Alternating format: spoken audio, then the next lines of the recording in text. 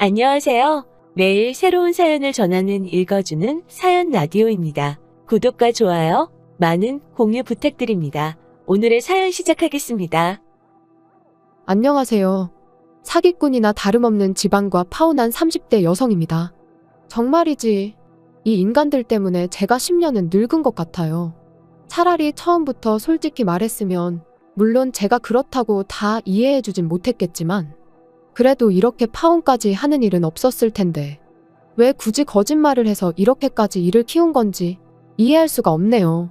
그 얄팍한 거짓말이 언제까지 통할 거라고 생각했길래 그랬을까 싶기도 하고, 정말이지, 이미 다 끝났지만 그래도 생각하면 한심하고 또 한심할 뿐입니다. 남자친구와 함께한 세월도 아깝고, 어디서부터 어디까지가 진실이었고 또 어디부터 어디까지가 거짓이었는지조차 파악할 수 없기에 더욱 지나간 세월이 아깝고 안타깝기만 하네요. 더 아이러니한 것은 제가 남자친구를 좋아했던 이유가 바로 성실하고 정직하다고 생각했다는 거예요. 남들도 다 그렇다고 하면 할 말 없지만 제가 보기엔 남자친구는 소위 잔꾀를 부리지 않는 사람이었어요. 회사 일이건 회사 밖에서의 일이건 FM대로 했다고 해야 할까요? 그래서 때로는 융통성이 없어도 너무 없다 싶어서 답답한 적도 있었을 정도죠. 하지만 그래도 그런 성격 덕분인지 돈도 1억이나 모았다고 했고, 참고로 저도 모아둔 돈이 1억 정도 있었지만 저는 저보다 남자친구가 그렇게 모은 게 더 대단하다고 생각했어요. 남자친구는 군대도 다녀왔고 이런저런 이유로 저보다 사회생활을 늦게 시작했거든요. 그리고 사실 남자들은 취업하고 나면 술자리부터 시작해서 이런저런 유혹이 많다잖아요. 그런데 그런 유혹에 하나도 흔들리지 않고 착실히 모아온 돈이라고 생각하니 한마디로 남편감으로 딱이다 싶었죠. 그래서 그렇게 결혼 준비를 시작한 건데, 이미 파혼은 했습니다만 그래도 그때를 다시 떠올리니 머리가 아프고 여러 가지로 심란하네요. 사실 결혼 이야기가 나오기 시작한 이후로 대부분의 일들은 제가 생각한 것보다도 훨씬 말 그대로 술술 진행됐어요. 그런데 지금 돌이켜 생각해보면 상견례 때부터 문제였나 싶기도 합니다. 저희 본가하고 남자친구 본가하고 거리가 제법 있었어요. 그래서 제가 강남이면 두 집 간의 중간쯤 될 것 같아 그쪽으로 잡으려고 했거든요.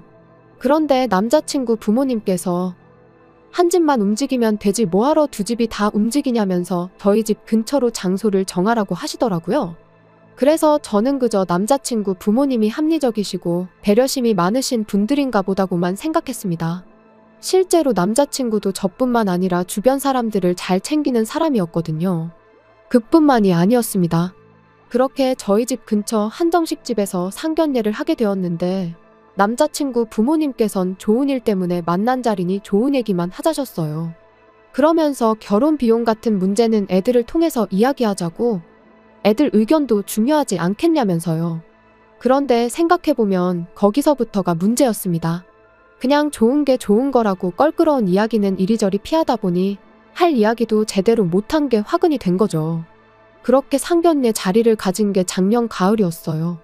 그리고 저는 그때만 하더라도 그러면 늦어도 올해 봄에는 결혼하겠구나 생각했는데, 결론부터 말하자면 일이 꼬여도 단단히 꼬여버렸네요. 집 때문에요. 남자친구가 모은 돈 1억, 거기다 제가 모은 돈 1억. 게다가 둘 다 회사 근처에서 자취를 하고 있었으니 보증금까지 더하면 저희한테는 2억 7천 정도의 돈이 있는 상황이었습니다.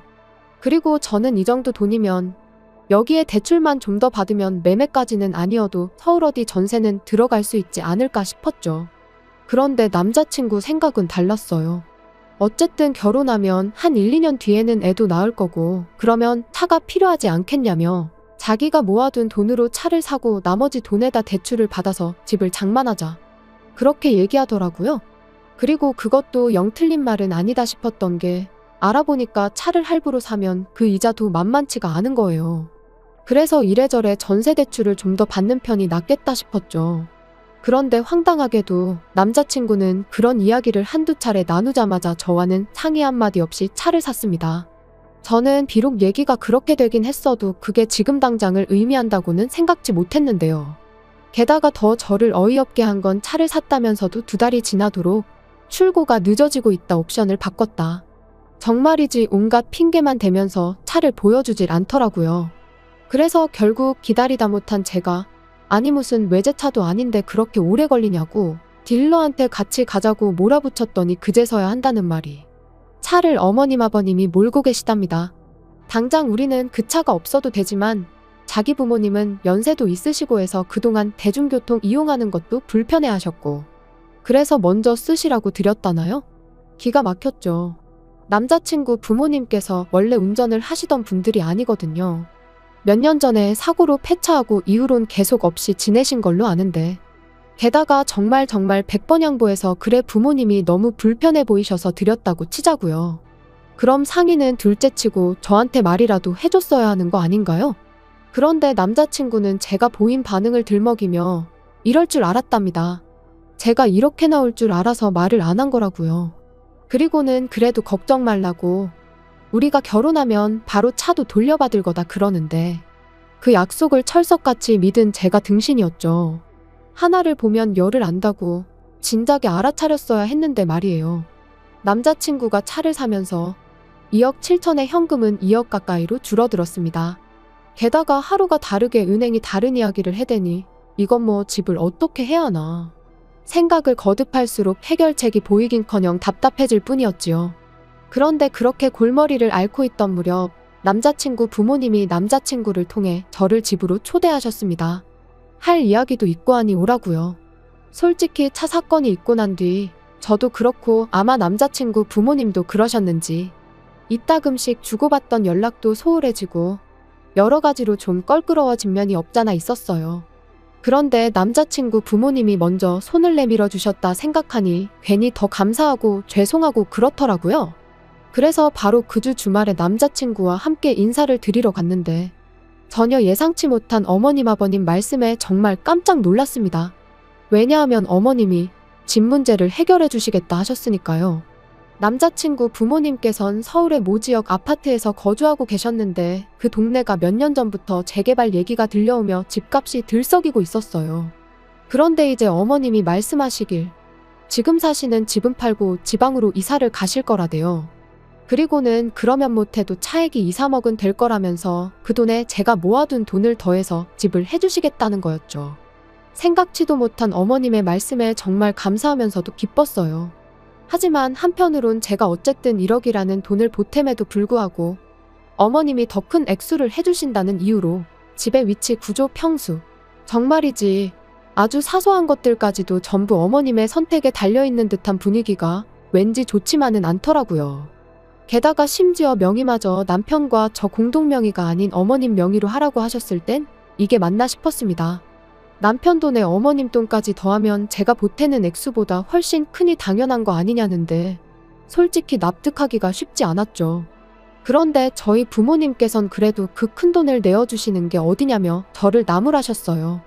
그러니 제 입장에선 부모님까지 제가 문제라고 하니 정말 제가 이상한 건가 싶어서 더는 어디다 물어보지도 못했네요.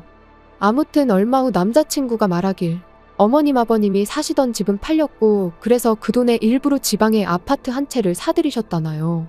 그래서 이사도 한 달 안에 하실 것 같다면서요. 그리고 그때부터 제 마음이 바빠지기 시작했습니다. 내심 이러다 살림부터 차리고 결혼식을 하게 되는 건 아닌가 싶긴 했지만 정말 상황이 그렇게 됐다고 생각하니 솔직히 여러 가지로 심란했지요.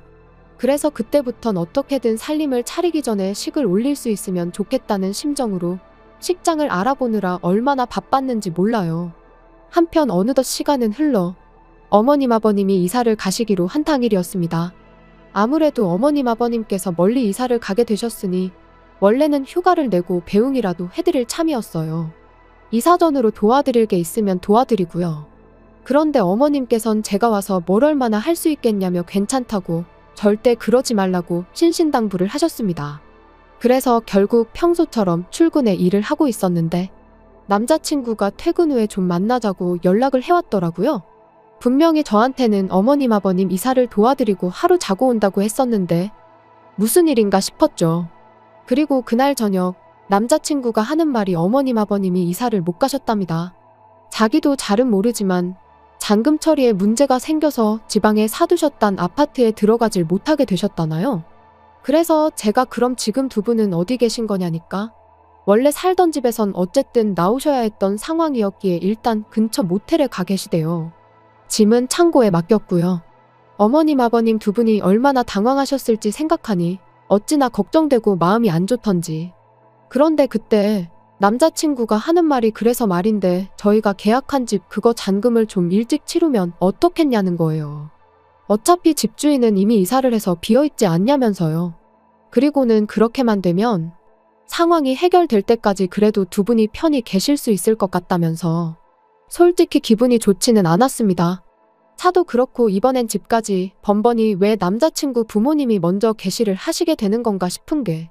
하지만 한편으론 어쨌든 상황이 상황인 만큼 제가 이런 이야기를 꺼내면 남자친구 입장에선 서운할 수도 있잖아요.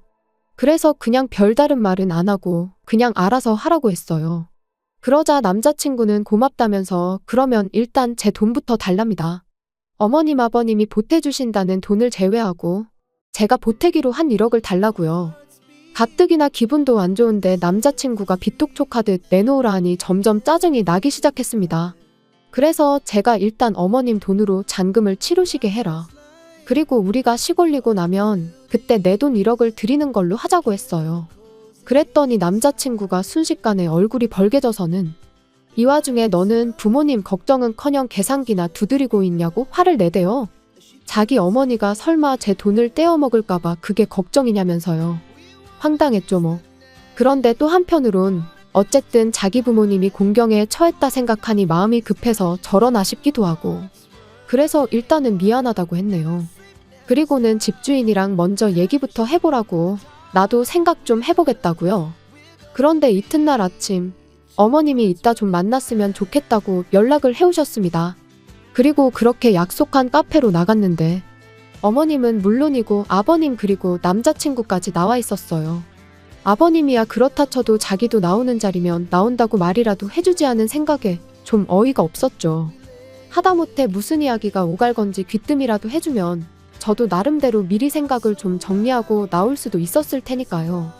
아무튼 어머님께선 당신 아들한테 대충 들었지 않냐는 말로 말문을 여시더니 사실은 지방에 사두셨던 아파트에 이사를 못하신 이유가 사기를 당하셔서 그렇답니다.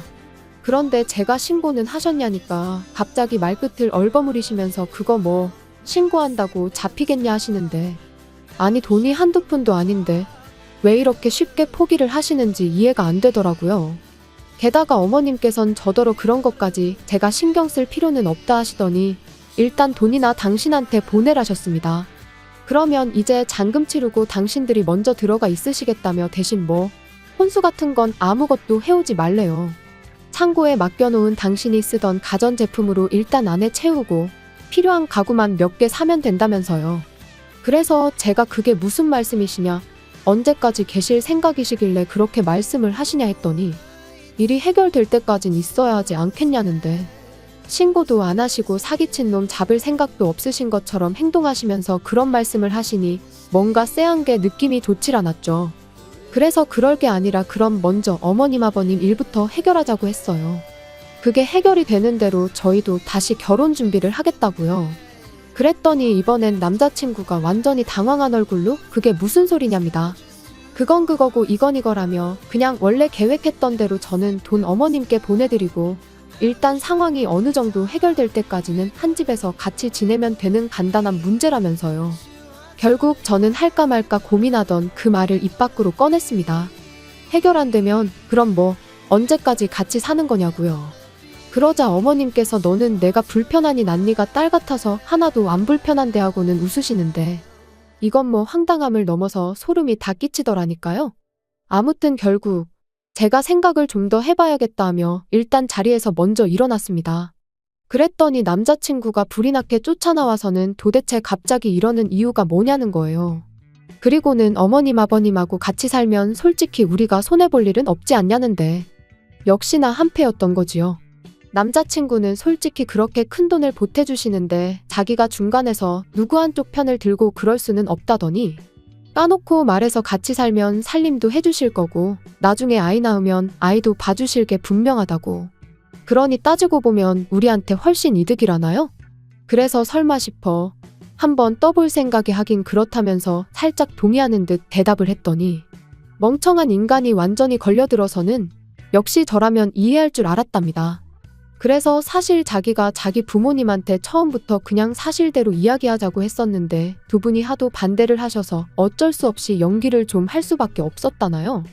그리고는 이제 좀 살 것 같네 하는데 아주 부모고 자식이고 한통속으로 똘똘 뭉쳐나나 속여먹을 궁리만 했구나 생각하니 괘씸해서 견딜 수가 없었죠. 남자친구 면상에다 대고 진짜 소름 끼친다고 한마디 하고는 다시 카페로 들어갔습니다.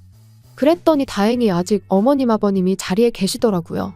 그래서 나이 드실 만큼 드셔놓고 그렇게 살지 마시라고 한마디 하곤 아드님하곤 헤어졌으니 그런 줄 아시라 했어요.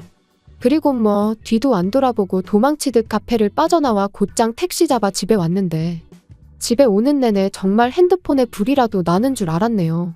남자친구는 물론이고 어머님까지 아주 번갈아가면서 얼마나 전화와 문자를 해대던지 결국 두 사람 다 차단하고 이튿날 아침이 밝자마자 스드메며 이것저것 전부 다 취소해버렸어요.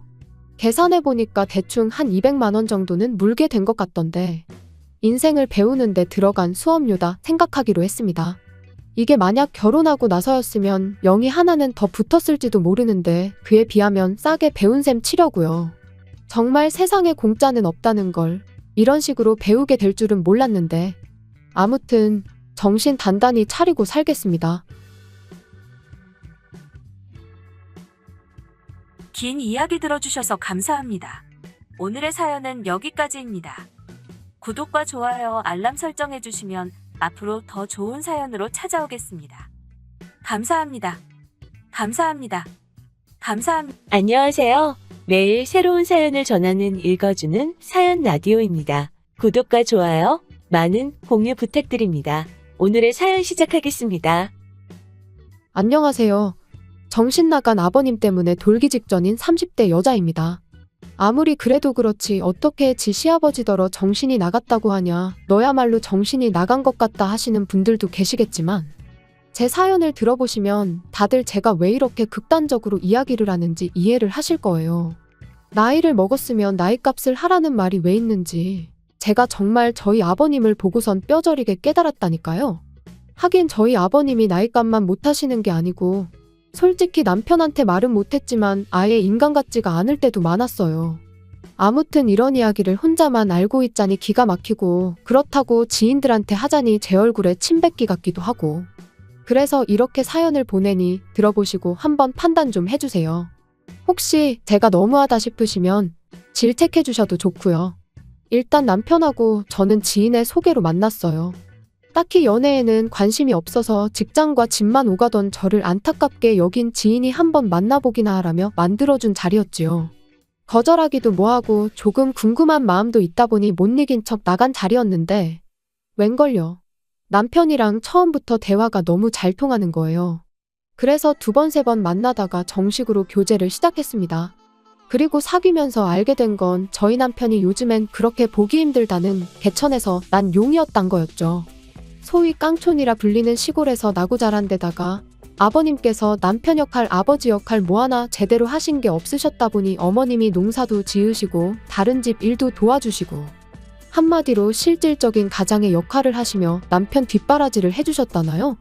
그리고 그런 상황을 일찍이 깨달은 남편은 죽어라 공부해서 소위 사람들이 말하는 출세를 한 거였고요. 누가 그러대요. 개천에서 난 용하고 결혼하면 개천으로 빨려 들어간다고. 그리고 아닌 게 아니라 제가 결혼한다는 이야기를 꺼냈을 때 주변에서들 얼마나 말렸는지 몰라요.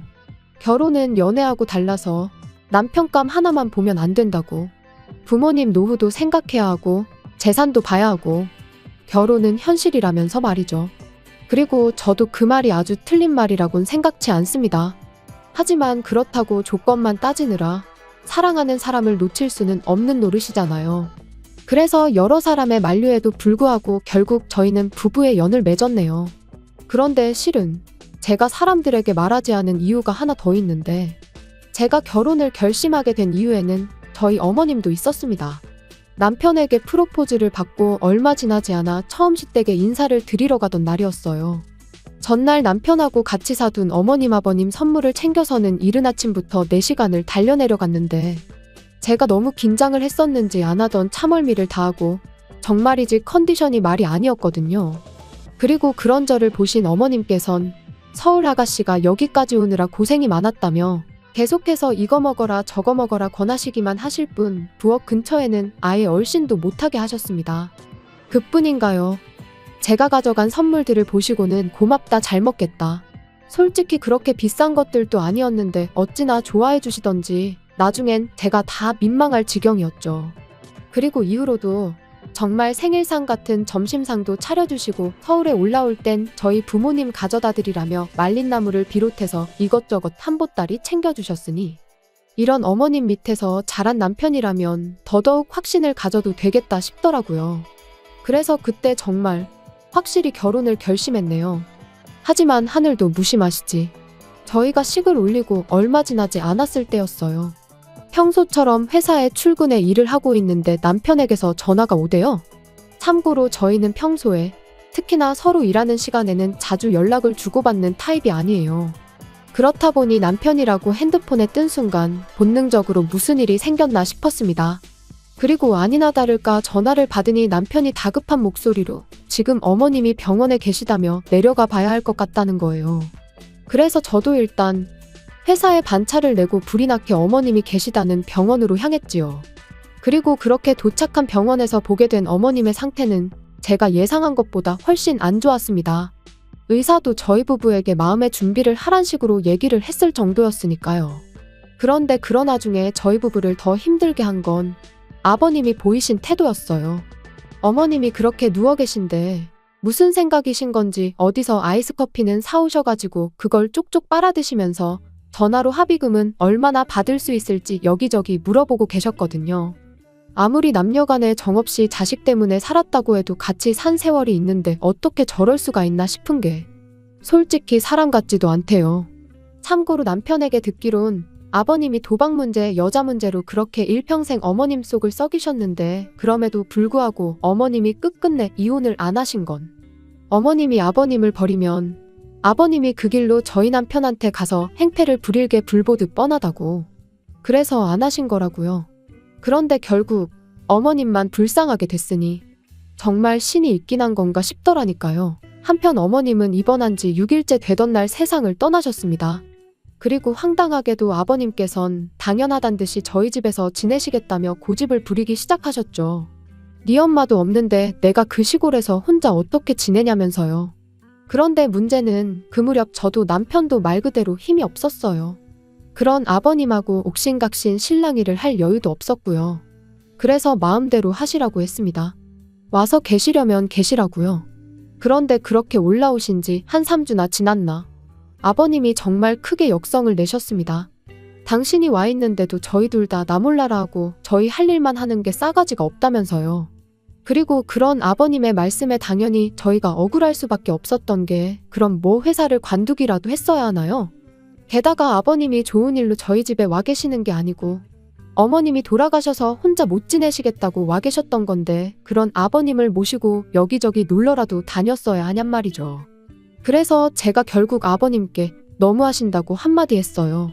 아무리 죽은 사람만 불쌍하다지만 며칠이나 지났다고 심심하다 그런 소리를 하시냐고. 어머님한테 미안하지도 않으시냐고요. 그랬더니 아버님이 말씀하시길 네 시애미가 나 때문에 죽었냐입니다. 내가 운전해서 내가 차로 받았냐면서요. 그리고 서슴없이 그런 막말을 퍼부으시는 동안 목에 핏대는 한껏 세워서 소리를 지르시는데 정말 사람 맞나 싶은 거예요. 그래서 아버님께 정말 더는 같이 못 지내겠다고 내려가시라고 했습니다. 그랬더니 안 가신대요. 죽어도 못 간대요. 가서 어떻게 사냐고 절대로 못 간다고 여기서 저희랑 평생 사시겠다고요. 정말이지 미치고 팔짝 뛸 노릇이었죠. 그런데 그때 저희 남편이 얼마 주면 가실 거냐 했습니다. 얼마를 드리면 가주실 거냐고요. 그리고 그렇게 타협한 게 매달 50만 원이에요. 50만 원씩 보내드리는 조건으로 같이 산다는 얘긴 2번 다시 안 하시기로요. 정말이지 돈 앞에선 장사 없다지만 결국 처음부터 저희랑 지내시려던 것도 어머님이 안 계신 집에서 혼자 지내실 자신이 없으셔서가 아니라 일평생 어머님한테 그러셨듯 이번엔 저희 등골에 빨대 꽂으려고 하셨던 거구나 싶은 게 소름이 끼치고 한편으론 남편이 불쌍하고 남편도 남편대로 저한테 미안해했죠. 그리고 그 일이 있고 한반년쯤 지났던 작년 가을이었습니다. 웬일로 아버님한테 문자가 왔는데 할 이야기가 있으니 빠른 시일 내에 한번 내려오라대요.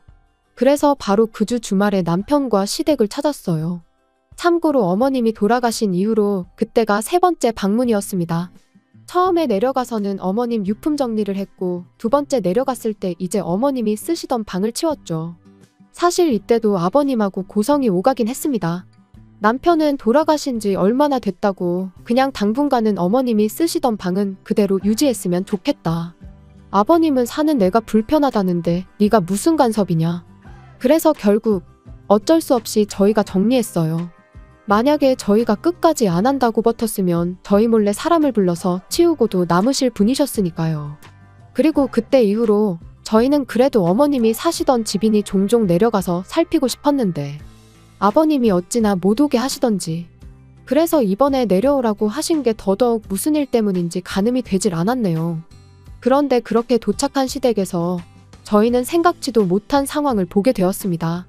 집엔 아버님만 계신 게 아니었거든요. 웬 중년의 여성분도 같이 계셨죠. 그리고 저희가 누구라는 눈빛으로 그분을 쳐다보니 아버님께서 저희더러 새엄마랍니다. 당신하고 결혼할 여자니까 저희한텐 새엄마라고요. 기가 막히대요. 재혼도 그렇고 새엄마는 무슨 새엄마. 정말 어처구니가 없더라니까요. 그리고 몇 분이나 지났나. 남편이 한숨을 푹 내쉬더니 어머니 돌아가신 지 얼마나 됐다고 재혼이냐며 아버님한테 물었습니다. 창피하지도 않으시냐고요. 그런데 아버님은 내가 죄졌냐, 내가 왜 창피하냐 하시더니 니들이 나 데리고 살 것도 아니면서 왜 못하게 하냐고 소리를 지르시대요. 그리고 솔직히 그땐 아버님 말씀도 일리가 있다 싶기도 했어요. 진짜로 저희가 모시고 살 것도 아니고 옛말에 10명의 자식이 악처보다 못하다잖아요. 그래서 결국 재혼을 하고 말고는 아버님 결정에 따르기로 했습니다.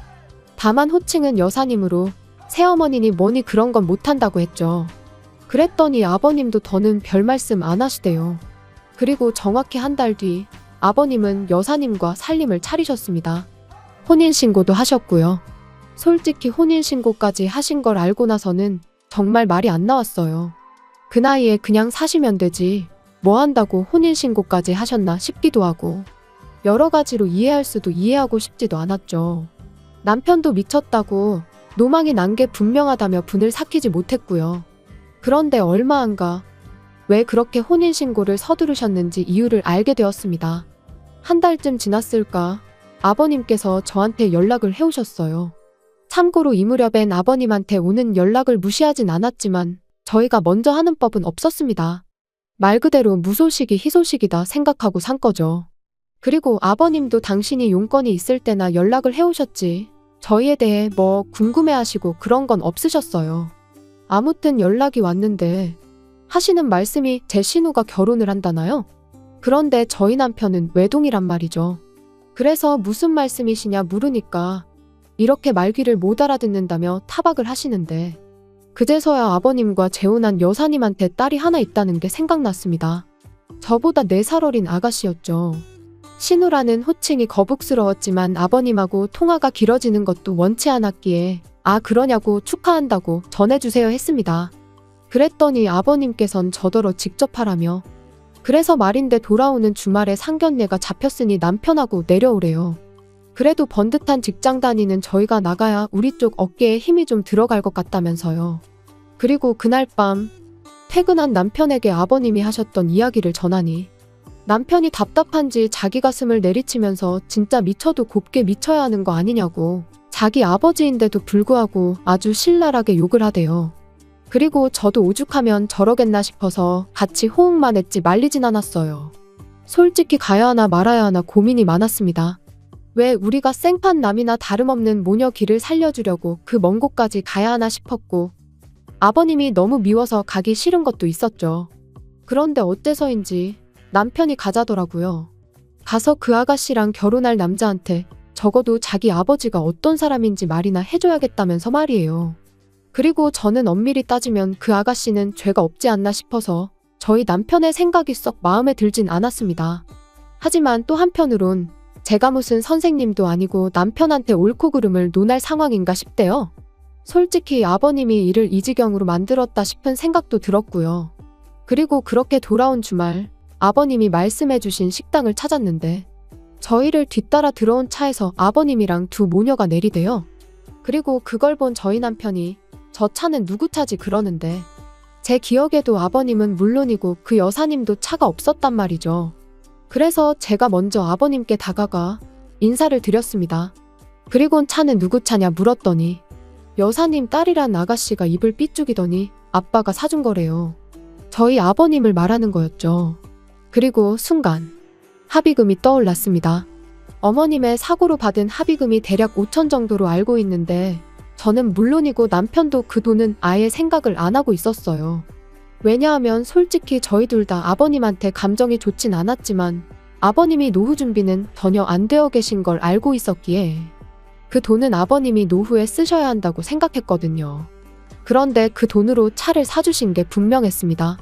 그래서 남편에게 살짝 이야기를 해주니 남편이 그새 아버님께 가서는 진짜냐고 따졌고 아버님은 아버님대로 내 돈으로 내가 사줬는데 네가 왜 난리냐는 식이셨지요.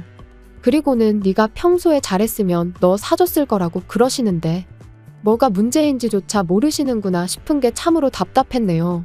남편은 그런 아버님께 어떻게 엄마 목숨값을 그런 식으로 쓸 수가 있냐면서 울분을 토했습니다. 하지만 아버님은 오히려 기가 막힌다는 표정으로 돈이 그냥 돈이지 쓸데없이 무슨 의미 부여를 하냐면서 대충 넘기시더라고요. 그리고는 남들이 본다며 그만하라고 남편에게 짜증을 내시더니 먼저 식당 안으로 들어가셨어요.